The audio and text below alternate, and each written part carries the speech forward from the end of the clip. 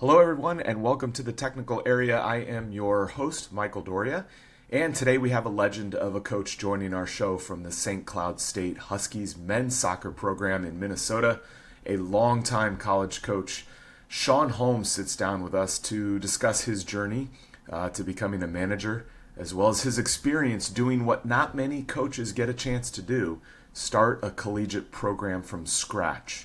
I hope you enjoy this episode and stay tuned for more great interviews with managers from around the soccer landscape. All right, and welcome back into the Technical Area Insider. I am super thrilled for our guest today. We have a long history together, and I'm excited to have him join our program. I'm going to just break into a little bit of the introduction, and then we'll be off and running here. For those of you who don't know, this coach is a living legend in college soccer. He has amassed more than almost 250 wins as a head coach. His resume includes previous head coaching roles at Baker University in Kansas, of course Drake University in Iowa, where he accumulated 141 wins, as well as an Elite Eight appearance. Also held a role as an assistant coach at the University of Evansville. Go Purple Aces. He is entering his sixth season in charge of St. Cloud State, an NCAA 2 program in St. Cloud, Minnesota. The Huskies are coming off a program best 9-8-1 record in 2024, which included a 7-game win streak. Saw the Huskies ranked as high as 13 in the country, and of course earned him the honor of the 2024 GLIAC Coach of the Year. Representing the Great White North, Canada, please welcome in Sean Holmes to the podcast. Coach, how are you? Michael, thank you for having me. Excited to be here. This is year 5. We don't count the COVID year. You don't get to count it? No, we trained occasionally out in the middle of a field. That was our season. Well, I think there's an argument that you put in a ton of work in that first year, correct? Yeah. The best part was I was undefeated that year. So no, not one loss. Well, we'll get into that shortly. Let's talk a little bit about your long history and how you got started as a coach. Obviously, you've been part of the game your entire life. What gave Sean Holmes the soccer bug? Two things. Accidents, really both accidents of geography. My dad, I grew up in Canada, was born in Switzerland where my dad was playing hockey at the time. So we were back and forth to Europe a lot, and so exposed me to the game of soccer that I otherwise would have really never known about.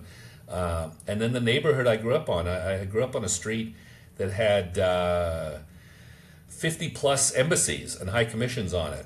And we had a big park, Strathcona Park, that ran along the Rideau River, and there was always one cricket game going on and 3 soccer games. And there was a very underused softball baseball diamond. And if I grew up 3 blocks in any other direction, there were basketball courts, there were hockey rinks, there were baseball, football, minor league or sort of football, youth football fields. But I started playing, my first soccer was me at 6, 7, 8 years old, playing pickup games in parks with immigrants, refugees, cab drivers, ambassadors, KGB agents from the Soviet embassy, you name it. So that's right. I grew up on Range Road, and soccer was the game in the park. That's it. And this is one of the things I love about you is you've got so many great stories, and I'm sure we'll get into some of them along the way.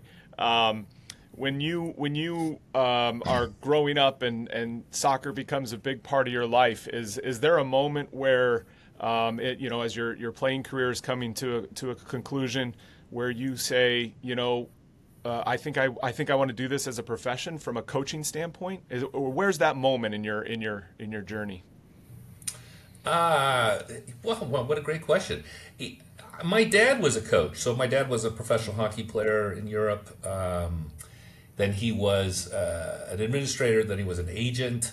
And I never thought I would coach. My undergraduate degree is in political science. My graduate work is in, excuse me, in political science. I always thought I was going to be a diplomat or a professor, writer. That's what I was most interested in, Asian politics. That's what I always thought I did. I would do. And when I talked to my friends, guys I played with, guys from my alma mater, like, oh, we always knew you would be a coach. Because I was a sweeper. It barely exists as a position anymore. It's sort of an outdated, archaic concept. I was a sweeper, and my greatest attribute was I was sort of fast. I could kind of head a ball, but I was really good at yelling at people and putting them in places and directing, even when I was in college. And I did that mostly not because I thought I was a know-it-all, but because I was sort of lazy as a player, and it was easier to make other people do the work. So that's just one day I was in graduate school at the University of Kansas in Lawrence, just south of you. Playing on the club team. We had a great club team, a lot of interesting guys who had been schoolboys at Arsenal, guys who had played at Creighton Prep, maybe John Wiest, a couple other guys. It was a good team, and the Baker University down the road called our coach saying, we need a guy. And it pays $3,000, and in 1989 that was a lot of money. Sure. And I went down for my interview eventually, and he said, "Well, this is for the women's job, but we got a more established. By established, they meant 2 years men's program, and it pays $6,000." And I was like, "Wow!" The first thing you do when you're a poor graduate student is like $500 a month. Like, can you imagine? Right? And that was it, right? Almost like, I think I could do this. Might be fun. I'll give it a shot. That's as fully thought out as it was. Okay, and then so you enter the program at Baker. You have quite a bit of success there. What did you learn about yourself going through those first 3-4 years as a coach? Are you learning on the fly? Are you where are you taking your inspiration? What did you learn about being a coach? I had a really good college coach, Bill Thompson, who had been worked with Canada Soccer, was the executive director of Canadian Soccer Association. Very thoughtful, smart guy. We played, and I think my college teammates will agree with this, we played terrible soccer, right? It was very sort of Charles Hughes, like we pump it down the field, we put it in the box a number of times, and we do stuff. And so I don't know that as a sweeper I ever hit a ball under 50 yards. We just kind of booted it down the field and kept it tight at the back, and that's how it was. So I had a coach who had I knew already a little bit about progressions and kind of season planning and how to build a team. We weren't very good at the start, and we lucked out. We got a couple of good players. A guy named Chris Plumoff scored a lot of goals, and we had a guy named Nate Hauser who eventually became the coach there. I think he's the vice president at Baker now. Who was really, really good player and scored a bunch of goals. Each of those guys maybe scored almost 30 or more than 30 goals in a season, right? And so you get to look like a really good coach at any level, especially at a small college level when you got a guy scoring 31 goals or whatever it was. Like, that makes a difference. But every single day, I never really had an assistant. I had my dad, who was a hockey guy, who was familiar with soccer, so But back then, long distance phone calls 37 years ago were expensive. You didn't call every day like you do now. So it was a lot of me, right? And kind of figuring out what worked and what didn't work. And as a coach, you evolve over your career. I was like, my self-appointed role was cool older brother of the players, right? These guys, the seniors, who I'm still in touch with a lot of these guys, the Dixter and Hulla and Mark Sims, a lot of guys, they're 22 years old, right? And I'm 24. Yeah. And, I went to fraternity parties and, we had laughs and ate pizza and maybe even a few beers occasionally. And it was very different. And then, then after a while, you're not the cool older brother, right? You grow out of it and you sort of evolve. And then that led me to Evansville, becoming an assistant and going to Division I and learning the game at the next level. Yeah, and talk to us about one of the themes of the podcast. First of all, is we're noticing trends in terms of mentorship, and you mentioned your previous coach. That's a big deal in terms of how you rise as a manager. But How does that call come from Evansville? Talk to us about networking, and that must be part of a coaching career path. Yeah, it was ODP, which is still a thing. Yep. I was a guy after my first playoff game in 1989, the end of the season, November. A guy named John Sankoski was very kind to me. He was the coach at Benedictine down in Atchison.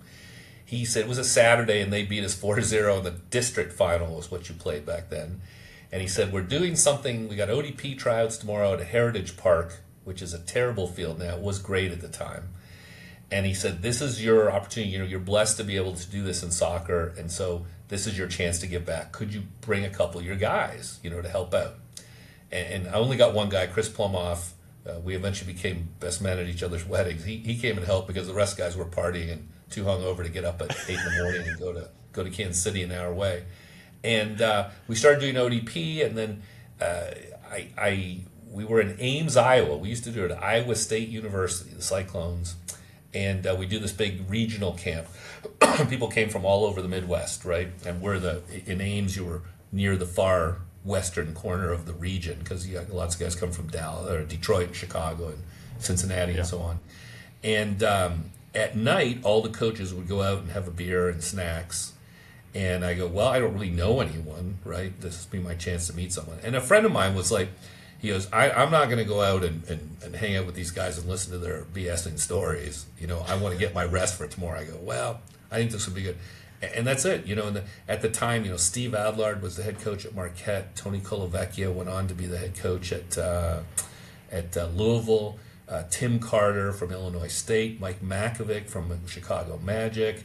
I mean, there were a lot of big-time guys. And I knew Ian Barker, who runs ODP now, who was our national director of coaching. Jim Launder, head coach at Wisconsin, who wins the 95, national championship. Just amazing bunch of guys, right? So I'm like, well, this is my chance to learn. And maybe a year or two later, Coach Schmaltz from University of Evansville, who at the time been to 2 Final Fours, 85 and 90, said, would you be interested? And I owe it to a guy, Rick Benben, who's a longtime coach at UMKC, and I still buy select soccer balls from him occasionally, and he and his son Matt. Rick Benben, we were at Misa Slicer at the Anheuser-Busch Soccer Park in St. Louis, Fenton, which is was the sort of the crown jewel of soccer parks at the time. I said, hey. I have maybe this opportunity, like what do I need to do next, right? I've been here, I don't know, 4 or 5 years. He said, you need to go be a Division I assistant.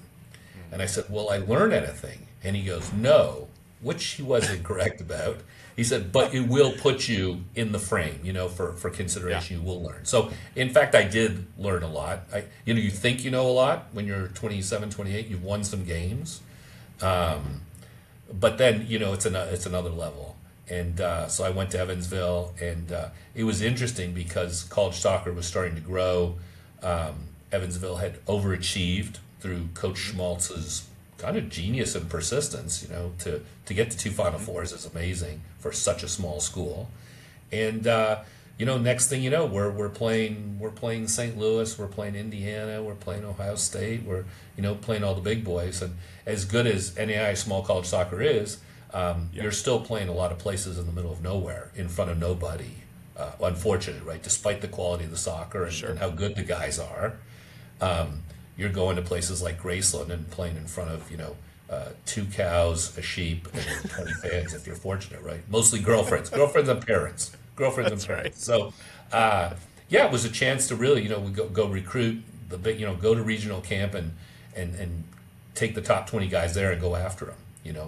We weren't in the discussion for that earlier. So my 4 years at Evansville was really good, and it was very difficult because and Coach Schmaltz, actually he and his wife Linda came up to visit me a couple weeks ago to go to my cabin here in Minnesota, and he's now 82 years old and full of a million stories. But going from an assistant or from a head to an assistant is really challenging, right? Because when you're a head coach, you ultimately make the decisions. And going to be an assistant where you're part of the process, it becomes much more collaborative. But it's great for me. I had not experienced that, right? It's kind of a solo flyer at Baker. So I got a lot out of it. And, you're up against some big time programs with a lot of resources, and but we did well. So in year 3, we came to Omaha, Nebraska, and won the Missouri Valley Championship, which was good fun at Tranquility Park. Tranquility Park.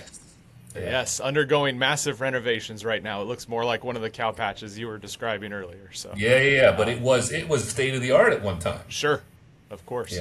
Yeah. The facilities in all of soccer across the country has really grown in the right direction. So take us now. You take that next step to Drake, and that's obviously a massive part of your career.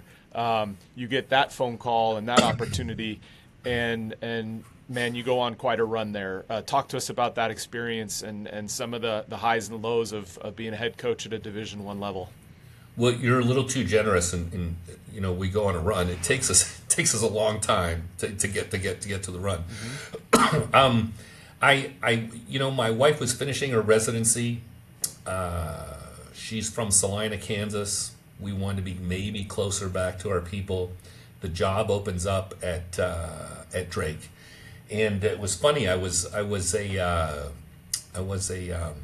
stand-in, an extra in a local TV commercial for 7-Up with our head basketball coach Jim Cruz, who played for Bobby Knight at Indiana. He's the 6th man on the undefeated team in '76. He wins National Coach of the Year at SLU. He coached at West Point, kind of a legendary dude. And Coach Cruz said, make sure that you can win. You've worked really hard to get this opportunity. Make sure you go somewhere where you can win. And I thought, geez, Drake, it's a good school. It's the only Division I school in the state of Iowa. I think it has some potential. And the week after I got the job, I think for which I was second choice. I think the first choice guy turned it down. The week after I get the job, the AD, I ran into him in the parking lot. I said, hey, I was just on the phone. SMU and Tulsa are going to join the conference as affiliates. Yeah.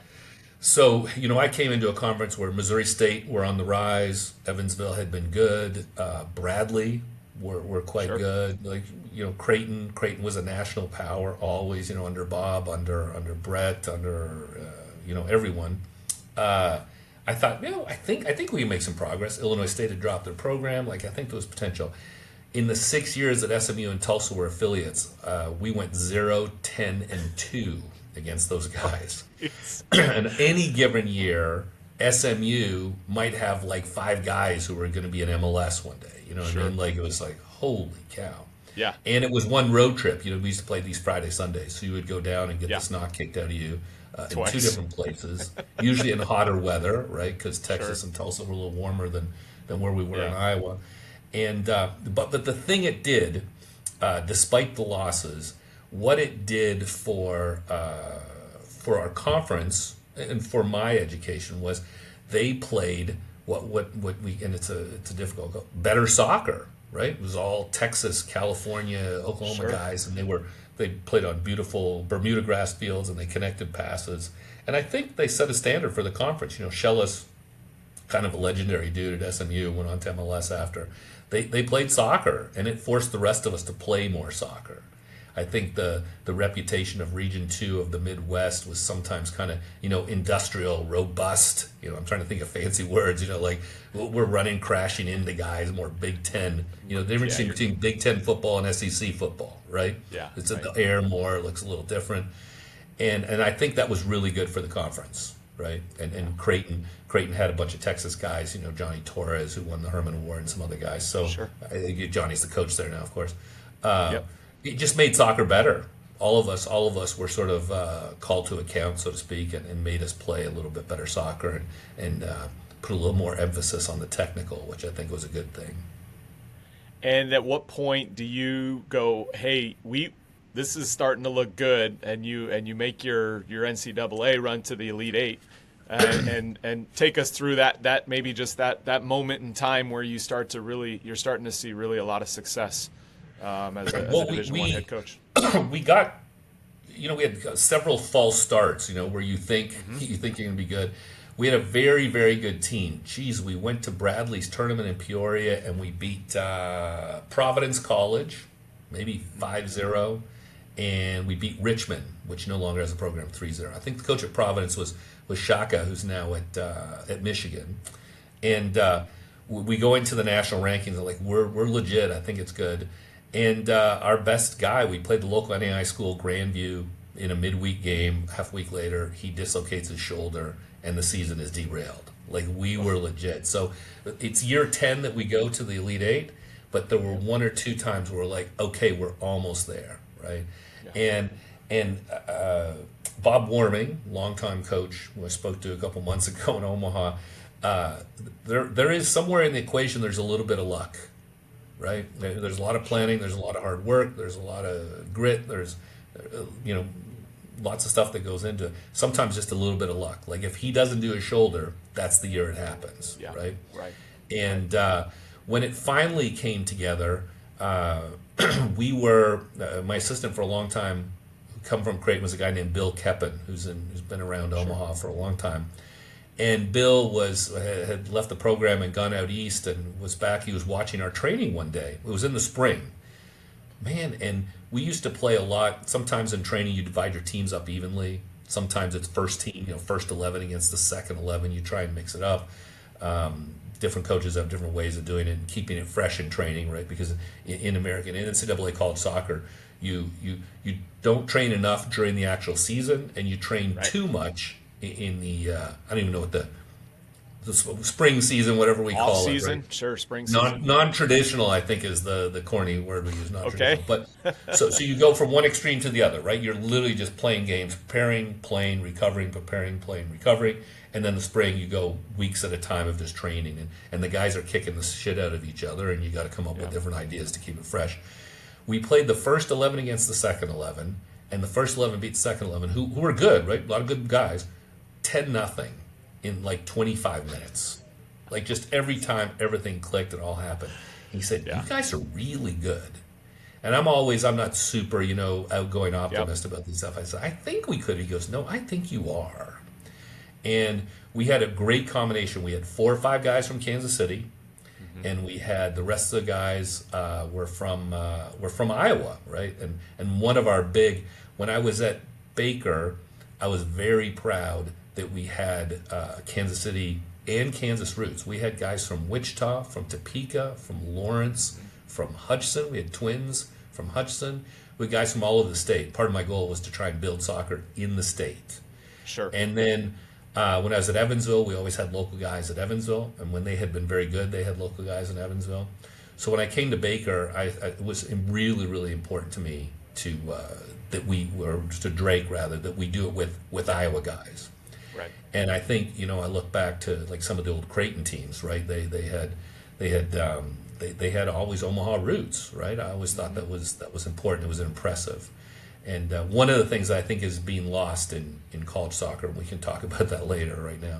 But we had guys. It was a little bit there was some grit. Everyone worked hard, and more than anything, we had probably the biggest secret was we had. I don't want to say we didn't have egos, but just everyone played for the team, right? Everyone played for the team, and we could have had. You've never had a team like that. We could have had 8 captains, right? Like every guy was captainly. Every guy worked hard. Every guy was generally bright in the classroom. It all sort of clicked. And what made it really most rewarding is we did it twice. In 2008, we made it to the NCAA tournament as an at-large, which is really hard at a mid-major, right? Like really difficult.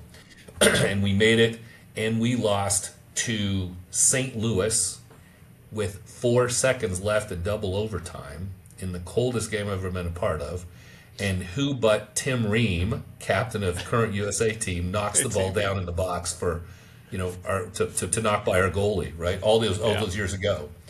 And then we do it again in 2009, and we go to the Elite Eight, and knock off Ohio State, who are number 4 in the country. And who else do we play? Boston College, we beat 6-4, most amazing game I've ever been a part of. Yeah. Before we lost to UNC. And Elmer Bolowich, who then ends up later on in Omaha a couple years later. So it was, but the guys were selfless, right? And I think that is the greatest challenging challenge of coaching is getting guys to work for the greater purpose, right? And it is the biggest. We can talk all day. We could do 7 of these sessions of, I got to do 18 minutes of technical work, or we were playing a 4-4-2 versus a 4-3-3, all this stuff. But in the end, it's sort of management of people, right? That's why the greatest lesson, this is why Ted Lasso is so great, right? Yeah. In the end, like, he knows nothing about soccer. He's just a people guy, right? Is it corny? And I have one problem with Ted Lasso, right? I'll tell you this. The one big issue they avoid in the whole series is that he never has to cut, fire, or trade again, right? In 3 seasons or whatever, there's never where they're in the locker room and they turn and that guy's just gone, right? They got Jamie Tart, who has, and they got to deal with this Laton guy and all this kind of stuff. But they never just say, hey, we needed the money and we sold the guy. You're done. Yeah. Like Alexander Isak, you're at Newcastle. We need the $200 million. You're gone. Goodbye. We were friends yesterday. You're out now. You're on the But road anyhow, today. really getting the guys to play for each other is the greatest challenge. Well, this dovetails perfectly, I think, into where you're at now at St. Cloud State. A lot of coaches get opportunities to become a head coach. A lot of coaches inherit programs in all shapes and forms. I sometimes laugh. Pep seems to always find his way into the really good squads. I'd like to see him coach something a little lower, right? see if he can bring somebody up. But not very many coaches, professional coaches, college coaches, start and build a program. And it seems like your career, all the steps you had taken, really made you kind of the perfect fit to launch St. Cloud State in soccer. And not only that, but you mentioned it at the top of the call here. I mean, you're doing this in the middle of COVID, right? So take us through, your decision to take that opportunity, and what's the mindset? How is it different when you're talking about? I mean, you walked in with 0 players in day one, right? How do you begin to build the culture and the program at St. Cloud State? Well, it's again a good question. So when I left Drake, I was coaching high school, which I loved. Right, I was inner city high school, Roosevelt in Des Moines. We had a crazy mix of sort of upper crust rich kids, and then amazing amount of kids from everywhere. Probably 20 plus countries represented our team. So I loved high school. And it was in a way very much pure teaching, right? You can't fix stuff through recruitment. You can't go out and just find a new left back. You got to take who you have, which I really liked. The other side, the bad side of high school, again, too many games. We were playing 2.5. You do nothing on weekends practically, and you have 2.5 games a week, right? And it's funny. We were in Fort Dodge one time, and the AD and baseball coach was opening the stadium for us at this beautiful old city stadium in Fort Dodge, Iowa. And he says, "You know what the problem is with soccer?" I was like, "Well, here we go. I'm ready for this." He goes, "Not enough games. You guys don't play enough games." And I thought he was teasing. Like, what? And I think we beat him 10-0 on the day, whatever. But I think I love that. So I'm in Des Moines. Full disclosure, the athletic director here, Heather Weems, had been my direct supervisor at Drake, so we had a thing. And she asked me to help in the search. We dropped their football program for multiple reasons after a long, long time. Had to have a fall sport. They introduced men's soccer, which is growing in Minnesota. We have a great MLS franchise here. Yep. We have amazing sort of diversity, history of immigration in the state. Soccer is everywhere in Minnesota. It's crazy. And she said, "I think this could be a thing." So I'm very fortunate and thankful for that opportunity. And I get there. She hands me a spreadsheet. Here are the 18 guys who've contacted us so far, and we've got a great club team on campus, which they didn't. And some of those guys on the original spreadsheet, were key guys for us. Jake Leonard, who just resigned yesterday as our assistant. He's going to continue his nursing career up in Green Bay. And we started from scratch. But 4 weeks after I took the job, COVID started, right? So I take the job in February. Friday the 13th, the world shuts down. We were supposed to fly to Hawaii for one of my wife's conferences the next week. And the next thing you know, we just building a team. We have no conference and we have no schedule. It was probably my biggest scare at the start.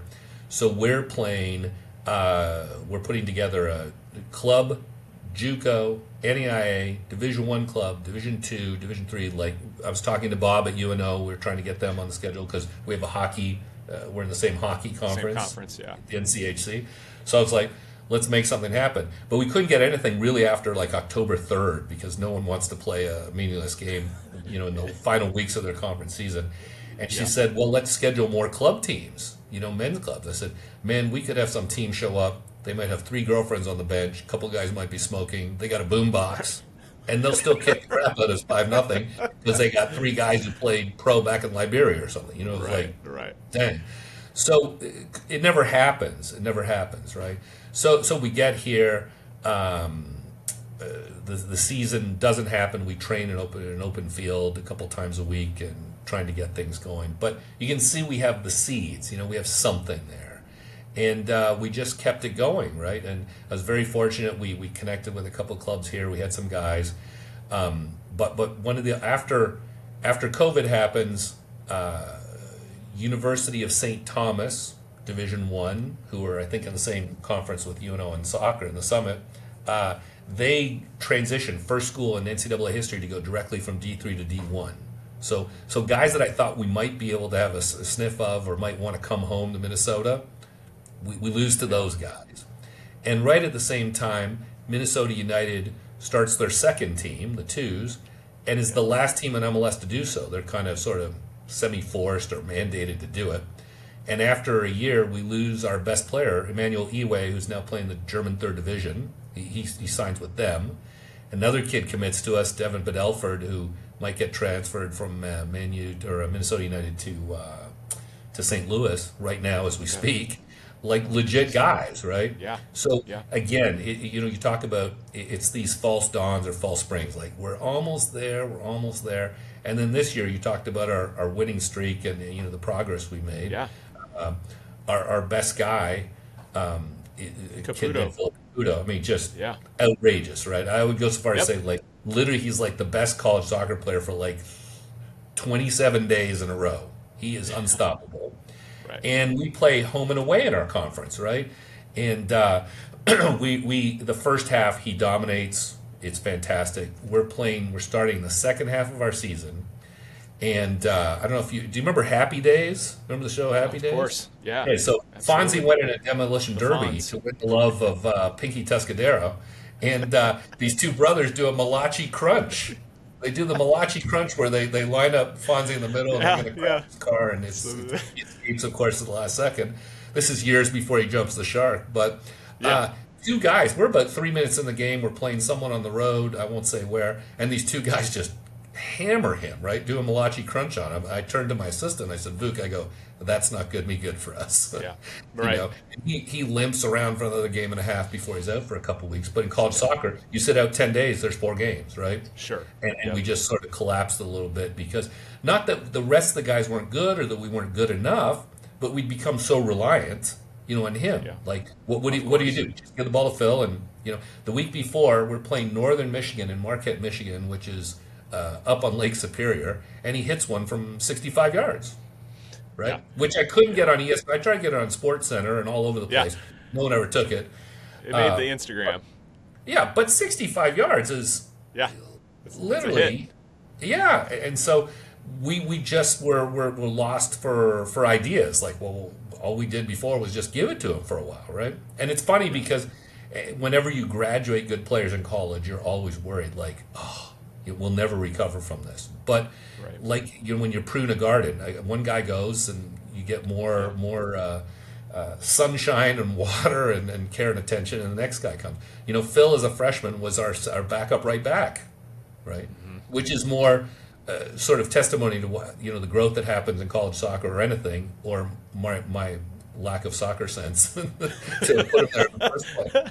I'd say it's probably some of both.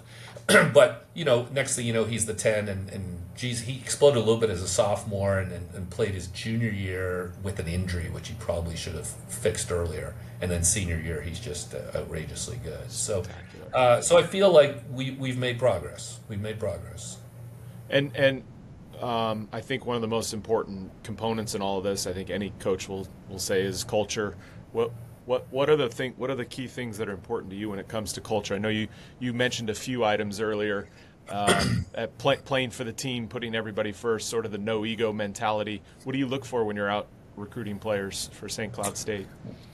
Well, it's interesting. We had a couple years after we were really good at Drake. We had a team event. The women were playing sort of a last-second playoff game. One of these, season ended on Thursday. They hosted, I think, Evansville. Drake hosted Evansville on a Sunday. I said, hey, game's at 1 o'clock. We're all going to the stadium. Let's meet there. And a couple of guys, 2 guys didn't show up, right? And in NCAA, we do a lot of voluntary stuff like, hey. And I called the 2 guys, and the one guy was like, the Chicago Bulls are on. I was like, Yeah. Chicago, we're not even good. This is post Jordan. This is not even like good Bulls. This is not a playoff game. It's November, right? If you're choosing NBA basketball in November, then your priorities are wrong. And I said to the other guy, one of whom I'm in touch with still and one I'm not, I said, what's better than hanging out with 28 of your friends, right? And I think this is the secret to college soccer, and it's different at the professional level, obviously, and that's what I sort of alluded to in the Ted Lasso thing. I'm going back to Canada in 2 weeks, and I will see teammates, right? I graduated almost 40 years ago, and I still love these guys. And I think, whenever guys, you might have dealt with this a little bit, guys like, I don't know if I want to play college soccer. College soccer was the sort of one of the defining experience of my young life, right? Being part of something in America and Canada. What's always glorious about college soccer is you start the season near death, right? It's like Sahara heat. Remember Biloxi Blues with Matthew Broderick? He said it's hot, it's Africa hot. You know what I mean? Yeah, it's Africa hot as can be, and the season ends where you're freezing your ass off. Yep. Right, you're playing hopefully November, if not longer. And one of my greatest memories of Drake when we went to the Elite Eight is that we trained. I think our final game was on December 3rd. We trained on December 1st, and I said, "You are the first, only, maybe ever team at Drake that gets to play train right in December." And I think the friendship part of it. Right. If these guys aren't your friends, and there are kind of some lone wolves all the time, but what I used to always jokingly but not jokingly say is, if you don't want to play a team sport, go do track and field or golf or tennis. Even though they take place in a team context, in college, they aren't, right? Even in doubles tennis, you're not passing to the other guy to hit it over the net. Right. This is a team, you can't do this without the rest of the guys, right? And so that friendship part. So in the preseason, we have this is a granite town. We're known as Granite City. We've got these great quarries just on the edge of town. Those, the training session we have at 10 in the morning is as important as what's going to happen in the quarries at 3 o'clock, right? Those guys splashing around and shenanigans and those sort of things. Right. And so I like it's important, training, being in the weight room, all this stuff. That's as important as the road trips, right? I don't confiscate people's phones on road trips, but when guys get and they don't talk to someone for 10 hours, we make these gigantic trips to Michigan all the time, and they don't talk to anyone for 10 hours, I'm like, you're in the wrong place. Yeah. You're in the wrong place, right? Yeah. If you're that tired, then consult a physician. You know what I mean? Do something. I just think that's a big part of it. I had this conversation with Pat, the guy who's now at Drake, who's doing a tremendous job there. Pat Flynn. I was like, this is part of the experience, right? And I think I've had a lot of conversations with guys when MLS started. All these academies started. Your boys, or you played high school soccer. High school soccer is still great. You get to play for your friends. You get to play in front of crowds. We have an academy here at MLS, and it'll be the best players in the state playing the best players from somewhere else in front of 20 people. Yep. Right. High school, you got the High national school anthem, finals, and thousands then of people. there's something going on, and the flags are waving, and maybe they're cheerleaders, and you've got your friends there hooting and hollering, and I Yeah. think there's value in that, and there's value in Corey Tafoya, Cedar Rapids Kennedy coach, said this once a long time ago, but one of his players came to play for us. He was going to go to and he was going to do something in PDL 25 years ago, Okay. rather Sure. than play his senior year of high school. And he said, "This is the last time." Adam Zener, who's now a very successful lawyer in Des Moines, he goes, "This is the last time that he will get to be a leader before it's time for him to be a leader for you in 4 years." Right? He ain't going to walk in as a freshman or a sophomore and lead your team. Yeah. This is opportunity. And so when we think of sport in general, it was sort of because we're all these academies are all in the business of producing professionals, right? Yeah. And the numbers are still astronomically bad. That's not really, Sure. sport in its broadest sense is about teaching life lessons, and we talk about it, and everyone knows it, Yeah. but we pretend that it's something else, right? I went out to USA Cup last week in Blaine, and Yeah. let's not even talk about the business of youth soccer. It's Youth insane. soccer? No, yeah, absolutely. That's actually one of my topics on our podcast a lot, and so it's a whole Big nother business. world. Big It is a big business. business. It is a big business. Absolutely, absolutely. And I think to defend it in some ways because I'm a part of it, but also I think there's an acknowledgement that 99% or 98% of these young kids, this is probably it. This is their experience. They're not going to the next level, and Yeah. so you want to make sure that that's a good experience for them. And but the reality is the very small numbers that are actually going to advance to the next level, no matter what nomenclature you have attached to your jersey or what academy this or that. It's a different world. Well, But I do think the Michael, game's there's growing. acknowledgement. You say there's acknowledgement. I don't know that there is. There is by guys like you, by some people. Sure. But when I was running around, the fields the other day, it didn't feel like it. Yeah, and that's a big challenge, and educating the parents is a whole nother challenge too. So, Yeah. can I ask you quick? And I don't need any secret sauce or anything, but do you subscribe to a tactical? Do you believe we're gonna go in with we play a 4-4-2 or whatever it is, and I'll teach the players right along the way, or do you go, hey, this is my talent pool, and we're really set up for a 3-5-2 or whatever it is? How and the X's and O's, how do you approach that as a coach? Geez, my best teams, I played a very rigid 4-4-2 in college. At Baker, within a year or so, we were at 3-5-2 because we had better athletes than everyone else. At Okay. Evansville, we were 4-4-2. At Drake, the first couple of years, we played everything.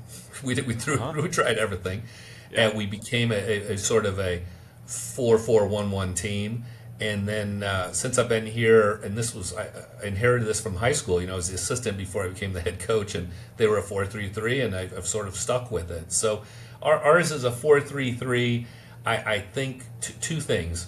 People are obsessed with systems or formations, for a better word. Sure. I think it's overrated, right? It's really more about the players, and the players, I think, to a big degree, dictate what you can play. The only thing, I'm not a 3 guy anymore.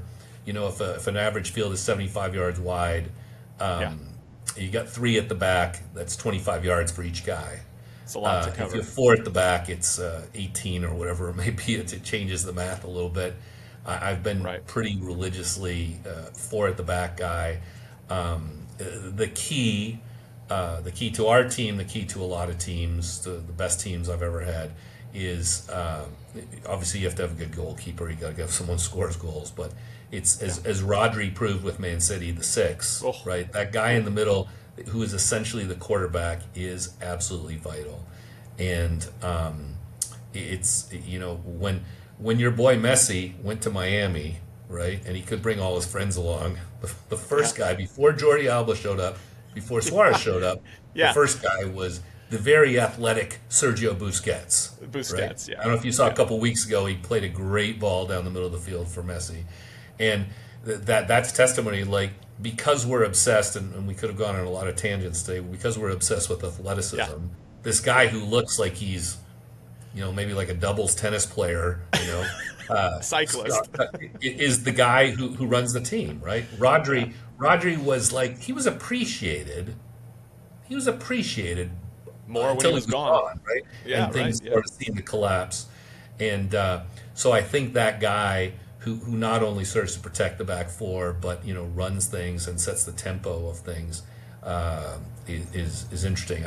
I think Pep had a great conversation with Bob Gansler once at a bar in Cocoa Beach, Florida at ODP years ago. Ty Keogh, voice of ESPN Oh, yeah. Soccer, was Yeah. there. Yeah. And we were just talking, this is Pep, this is Barcelona, the 4-0 game over, or that Milan, Barcelona, these guys, and just talking about the importance of Pep, right?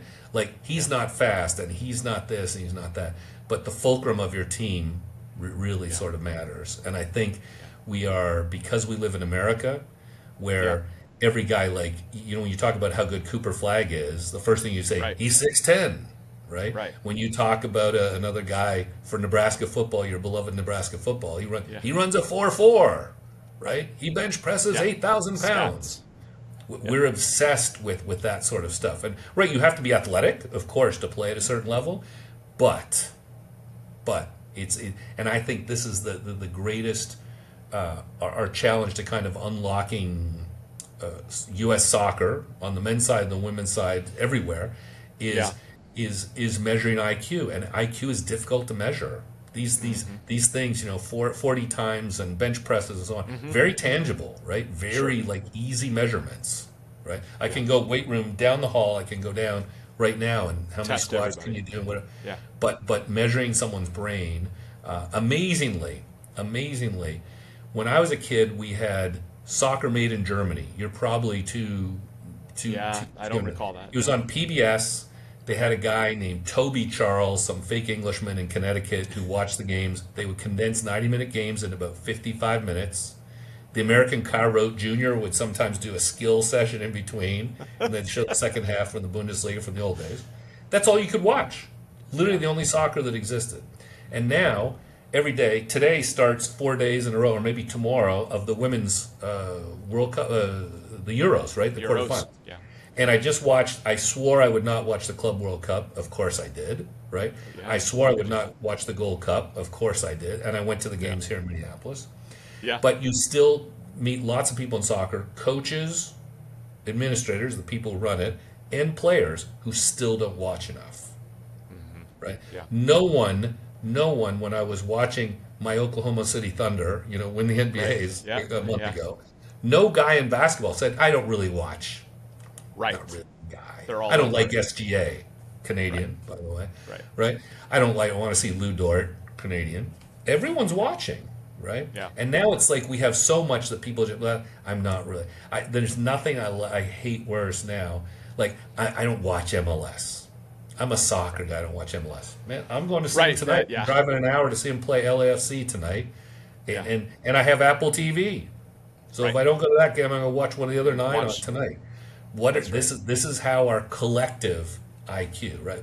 When we blame Mauricio Pochettino or Emma Hayes or whoever for not winning, we all have a hand in this, right? We're all part of the pyramid. I genuinely believe that, right? So this is a perfect opportunity. We're a year away from the World Cup. You and I have lived through a World Cup here in the U.S. before, and the impact that comes after it, the birth of the domestic league. Although it had its starts and stops and fits, it's what I would say is resoundingly a success in that here we are 30 years later with 30 some odd teams and a pro program, multiple levels anyway, in the country. What do you anticipate will be the next step for soccer in America following the World Cup? Great question. So I watch NWSL. I watch my Currents. This is my team because I love the Chiefs. Pat Mahomes owns the team, so I watch my Current. Friend of mine, Leslie Gallimore, is a GM over at the Seattle Reign. So I watch NWSL. I watch men's. Here's when it happens.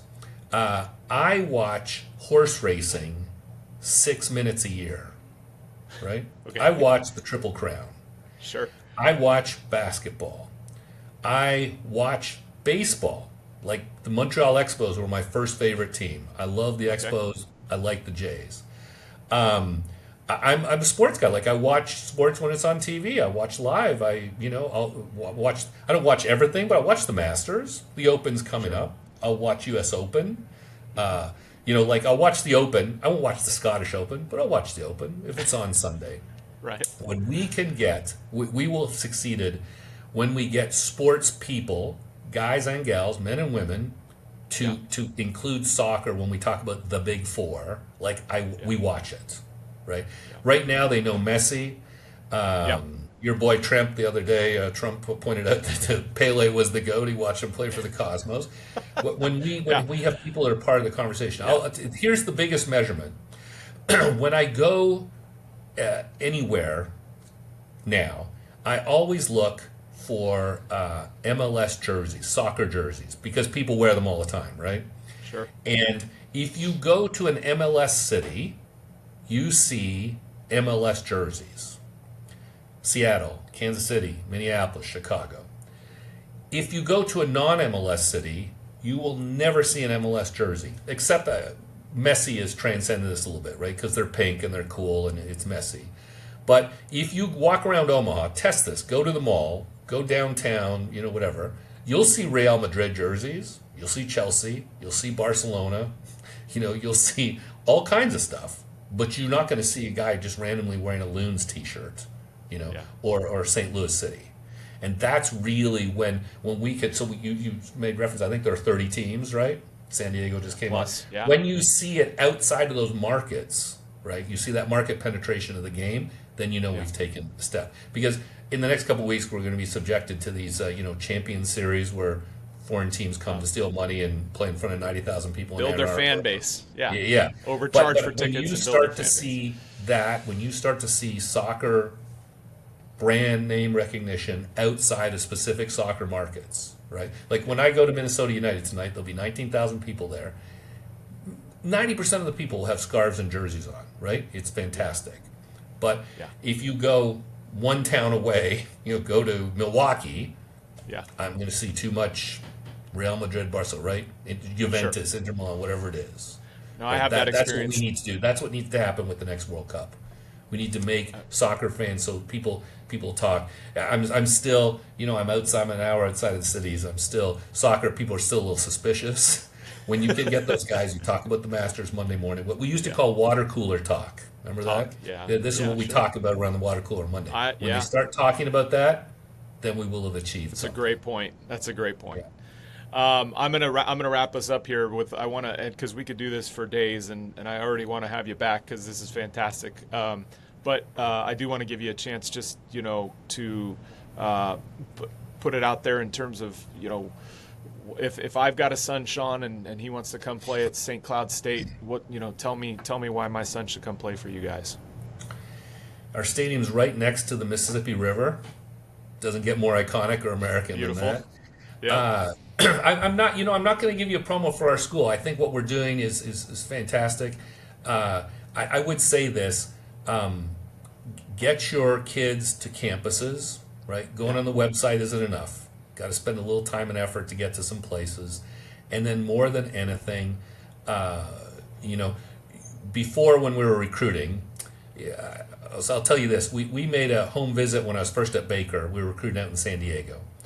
And we had a recruiter out there, and he said we're going in to meet with a guy, David Grindle, who eventually signed and went to Portland, played in the WCC. Okay. And he said, we were terrible, right? And the guy goes, hey, what were you ranked? And I go, well, we weren't ranked. He goes, was there a top 20? I go, yeah. So we walked in, and the guy said, this is Sean Holmes, coach of the number 21 ranked Baker Wildcats. I'm sitting there, I'm like, okay. There's no excuse for ignorance anymore. You can watch everyone's team play live or live stream. Yep. And you can know what it is you're in for. This is my number one thing. I went to this program when you talk to people whose kids leave places, right? In whatever sport, right? I played football for a year at West Point. I did this, I did that. Right? Find your right fit, right? Find your right fit. We play on turf, right? Yeah. 5 of the 7 teams we play on turf, right? Which is a thing now. But there's some people don't go to Marquette, Michigan, and go, wow, there's more snow than there is in Dallas. Like, yeah, there is, right? And I think that's what those guys find somewhere where it fits. We have guys come and go, well, I didn't play for 2 years. I go, well, on the roster it said they had 3 junior and senior goalies. Did you think you were walking there to 18, and displacing one of these guys? Right. So really be educated about it. Like, great. we're trying to play soccer, but I'm just amazed by the number of people who are making their decision based on, when I was a really good team in the Elite Eight, we beat Ohio State, and they had these little press conference after, and the guy goes, "How does it feel to beat a school with 60,000 students? You guys only have 4,000 at Drake." I go, "Well, it was just 11 versus 11, right? Doesn't matter they got 60,000, right? Like, it is what it is." So finding out what kind of soccer you want to play, what position you're going to play, what system you're going to play. We had a lot of guys in the old days who we'd play teams, and or a kid, we'd lose a recruit and they go to another school, and then you'd run into their dad like a year later at the mall. They're like, "It didn't work out." And I go, "All you had to do is watch it." And so they never connected a pass in 2 years. Why did you think you were going to show up? And they were going to ask you to do step overs by the corner flag, right? Like, this was not the plan. So educate yourself, and it's everywhere. I mean, and the other part of it is, like, I love Instagram and TikTok, but soccer is not played in 11-second increments, right? Yeah. Sit yourself down and watch a half, watch a game. Such great advice. Picking, finding the right fit is a message I send to all of my players that I've ever coached. Such a great piece of advice. So, I'm going to let you go here, Coach. I cannot thank you enough for jumping on and joining us. I am super excited to get this out. It's always great to talk to you, and I cannot wait to have you back for another episode. I hope you'll come back. Michael, I'm ready. Is that a West Ham flag behind you? A scarf? Yes, sir. Hammers. Okay, I love Bobby Moore. Yes, absolutely. Okay, let's do this again. This was fun. It's good to catch up, my friend. All right. Thank you very much. Appreciate it. We'll see you next time. Bye, See Sean. ya.